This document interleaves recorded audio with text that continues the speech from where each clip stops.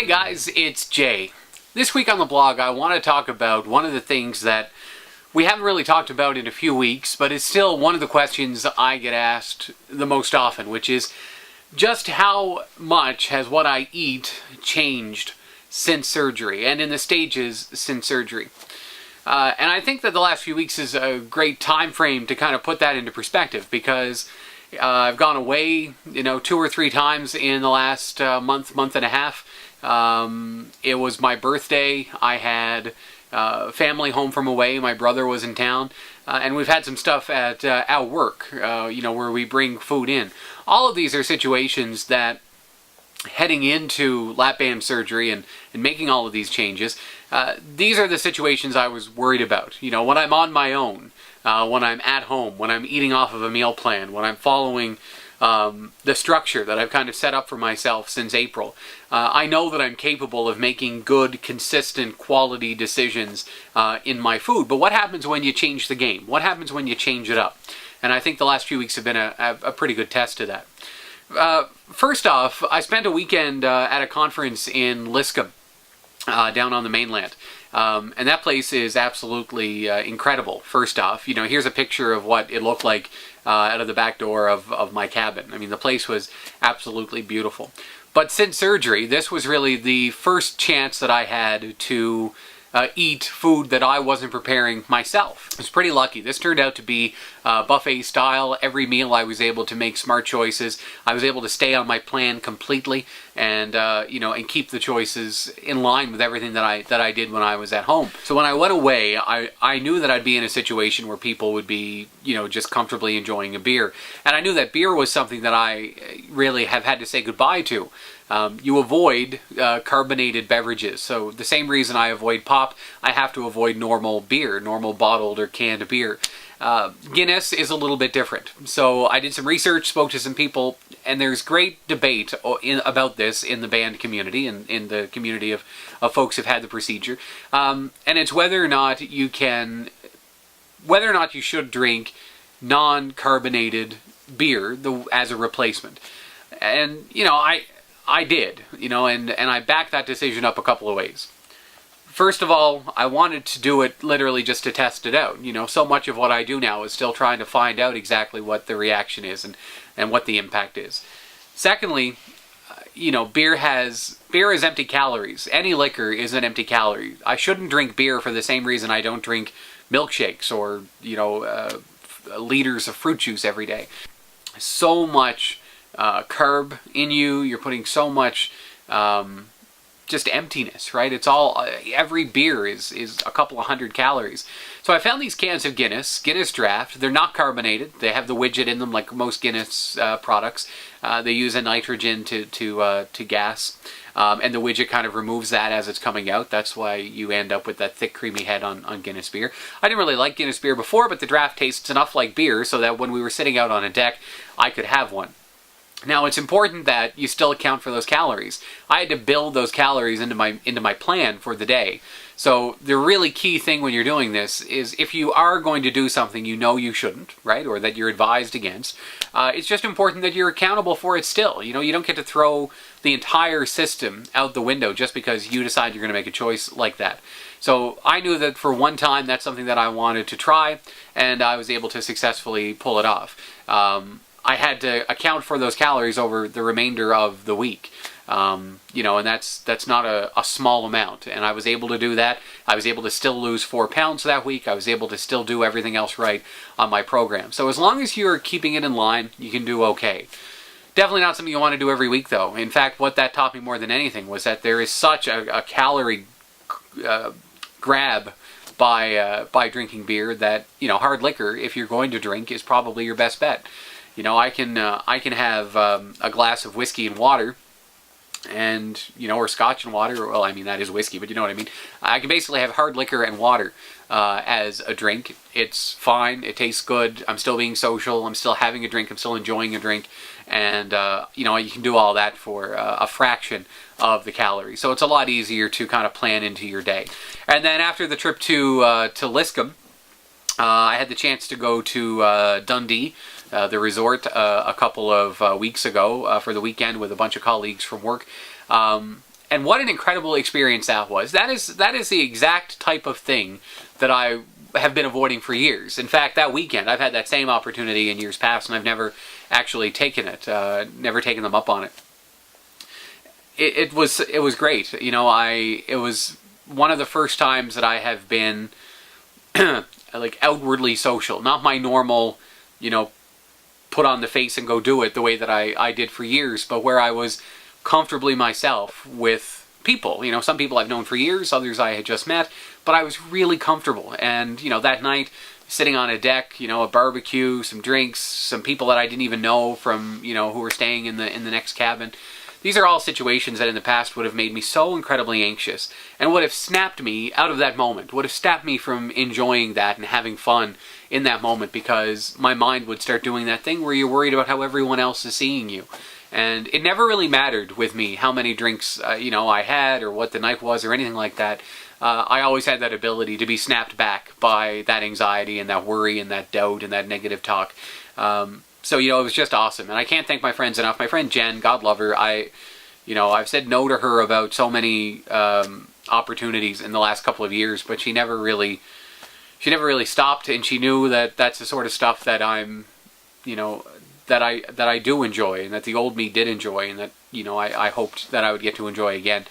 And I did. So, you know, a huge thanks to everyone, you know, who made that happen, because that weekend was a big thing for me, to go there and be comfortable and do those things and show that the band didn't keep you in any way from being social. I was able to make all the right choices for me and still enjoy it, and still enjoy the company, and still enjoy the opportunity, and get to spend time with friends that I have been without for so long.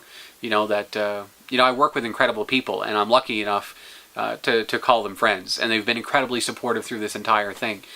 But part of the dark side leading up to this, of retreating, of turning my back on being social, of withdrawing from those situations, was that I wasn't spending as much time with those people as I used to. I wasn't enjoying that part of my life the way that I used to. And getting off to Dundee was a great way to know that that's one more success. That's one more thing that I get to enjoy because of the changes that I've made and because of the lap band surgery itself. That's awesome. And then it was my birthday. You know, that was a whole video last week. I turned 30, and I was very, I was surprised actually at how much it bothered me. The age didn't bother me. No, that's a lie. I mean, the age did bother me. I just kind of can't, it's not so much that I feared turning 30, it's that I just can't believe my 20s are over. And I'm not a guy who ever cared about age. Like, it's not about the number to me. I think it was just an awareness. I feel, from the beginning, I've talked about how I feel like I've wasted so many years of my life and really of my youth.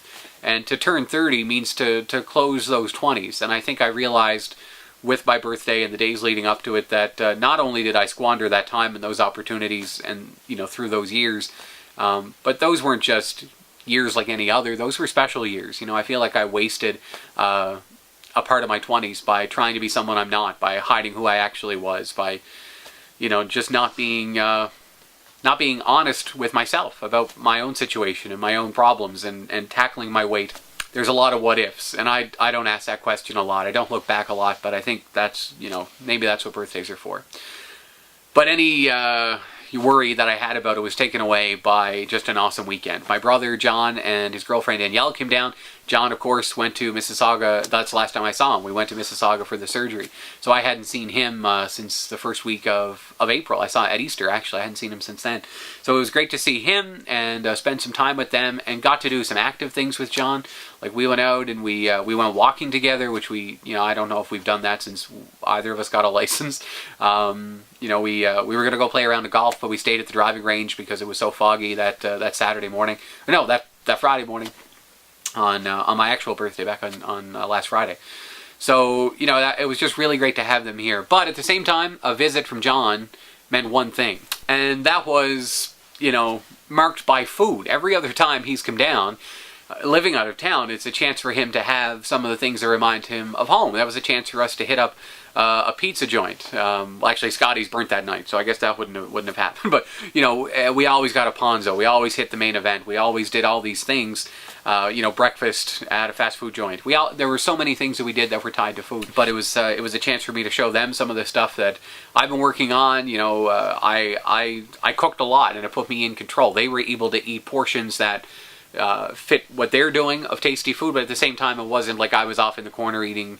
I wasn't sucking celery sticks in the corner, right? I mean, we were able to have chicken breast and roast vegetables and stuff. So it was a good chance for me too to again reaffirm that idea that I'm able to be in those situations and make the right choices, and that all of those excuses that used to exist of he's home so we'll do this, or hey, I'm away so we'll do this, all of those get stripped away when you are empowered enough to take responsibility and make those choices yourself. And that was a big learning opportunity for me, and it was a great lesson to know that you can kind of hold true to that. And then Friday night, we actually went to my aunt's place. It's my grandmother's old house, and it's every birthday is spent there. I love it. It's a great chance to see, that part of the family, and with birthdays come birthday cakes. So there I am. Everyone's around. We're not going to not get a cake. Everyone in the family likes cake, right? So I was able to do it. I was able to be there that night. I was able to cut up the cake. I was able for everyone to have a piece, and I was able to stay out of it, right? Because in my head, again, I had to make a plan going in, and I was able to stick to it. So I left there that night knowing that I did it right, knowing that I was able to stick to my guns, and knowing that environment and the pressures, the social pressures that can come with being around other people, knowing that I was at least strong enough to resist that when I was with my family, right? So that was good. I was happy to see that. And then the following night, because, when you're me, you don't have birthdays, you have birth weeks. So Saturday night, we all hit the main event in Glace Bay. Saw some friends I hadn't seen in years. It was great to get out and hang out with them. Literally people that I probably haven't been out with in 5 or 6 years. We had a blast, it reminded me so much of how much I enjoyed going out and doing that, of live music, of great friends, of just sitting somewhere and relaxing. And then we left there and we, hit up the backyard. John Curtis Sampson, local musician, we all went over to his place. He took out his guitar around the fire in the backyard, and we were there till, 3 in the morning. I guess the gist of all of it, of going away for work, of going out for my birthday, of having family home, of any of that, the gist of all of it is that it can be fearful. Going into situations you don't know, eating out at a restaurant, there are just so many scenarios where you're not in complete control. And because you're not in complete control, and control has been a theme through this whole thing for me, right? When you're not in complete control, it's easy to just give all the control away and say that since I can't control every part of this, I'm not going to control any of it. I'm just going to be a victim of poor choices. I'm not going to pay attention to what I put in my mouth. I'm not going to pay attention to if it fits the plan of where I'm at in my day, of where I'm at in my week, of any of that. It's easy to do that. But I think the empowering thing, the confidence that comes with making change, the confidence that comes with every little success that you throw under your belt, and every success that leads to you tightening your belt, all of that adds up to empower you to make those right choices and to be strong enough to say, this fits me, this doesn't fit me. I'm able to do this, I'm not able to do that. I want to do this, I want to see these people, I want to take this on. I want to remember what it was like to do all of these things, but it doesn't mean I have to do them the same way. I'm strong enough, I'm confident enough to go into those situations and still make myself the priority. That the situation doesn't win, I do. So I'm able to go to the bar, I'm able to go to a resort, I'm able to be with people who are indulging in everything that normally comes with those things, and know that I'm strong enough to stay on track. I don't think I knew that before. So I think getting out now, and we're hitting that point, 3 months since surgery, we're at that point where it's the right time for me to be testing all of that stuff, and learning these lessons, and knowing that I'm where I should be, and that I'm able to take all these individual parts on. But the other thing, as I want to wrap up this week, the real lesson in all of this isn't just that you're strong enough, it's that you have to have strong people around you. Every step of the way through all of these. Going to the sales conference, I was surrounded by work people who were supportive, who understood that would be a daunting situation for me to go into, who understood that I had concerns going in, but who were incredibly supportive. John coming home, his eyes were open. He knew that this was going to be a challenge for me, and that there would be, certain tests along the way, and he was there with me as we took all of those on. His willingness to go out and do active things for my birthday, we never would have done that any other year. I absolutely would have said no to all of that stuff. And then finally going out to a bar and hanging out with friends, putting yourself in that situation. Again, part of the reason you're able to do it right is that you're confident enough to be honest with those people and to know that you're not going to be judged for the off decision you have to make, because they get it's important to you. They get that it's the right decision for you. Now, all of the decisions I made directly had to do with the lap band, but we all have to make those decisions. Wherever we are in the weight loss challenge, wherever we are in our own struggle, we're all put in situations where it's more socially acceptable to make the bad choice. But honestly, I can't think of anything more socially acceptable, anything that should make your family and friends prouder than knowing that you're making the right choice for you. You don't have to make a production out of it. You don't need to talk about it. You don't need to justify it to anybody. You just need to know that they're there, they support it. You need to know that you're making the right choice for you. And as we kind of mentioned in the video last week, the biggest challenge of how you're doing with your food issues and with your intake in general is, do you eat alone the same way you do when you're in front of people? When you're alone, do you make the same choices you would? That lesson is all about accountability. Knowing that you're always accountable to yourself, whether you're in party mode or vacation mode or travel mode or whatever, that's incredibly important. You are always accountable, you're always responsible, but I'll tell you, it's a hell of a lot easier to do with great people around you, and for that, I'm, truly blessed. That's it for this week. We'll talk again next week. We're going to talk about sugar next week. Sugar was a demon child for me. It's one of the things that absolutely did me in because I didn't understand two things. First of all, I didn't understand how it worked, what actually happened inside your body when you consume sugar. And then secondly, I didn't realize how much sugar was in everything. And that's what we're going to do. We're going to take a look at some common foods I was eating before. We're going to look at what a menu for a week looked like before, how much sugar I consumed then versus how much sugar I consume now. I guarantee you're going to be surprised by what's in some of the products you're probably eating and feeding your kids in your house, because I was shocked. I had no idea. We'll see you next Friday.